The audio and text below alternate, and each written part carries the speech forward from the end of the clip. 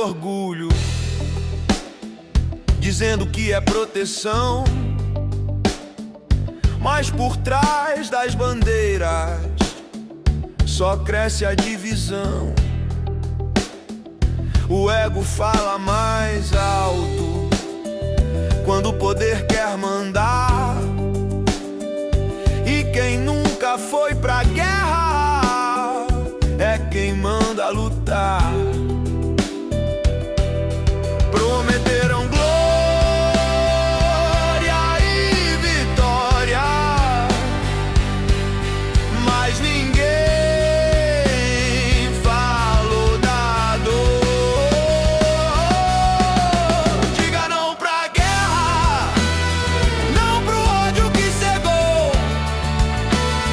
Quando o ego vira arma, toda a cor da vida some com a dor.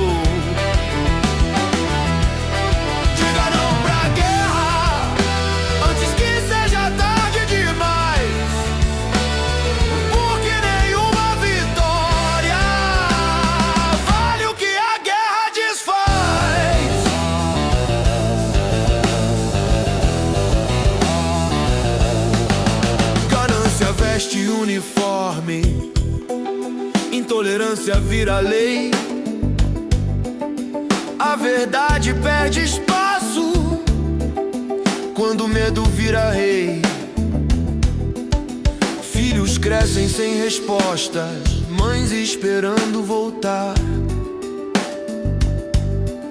enquanto alguns discutem poder, outros aprendem a chorar.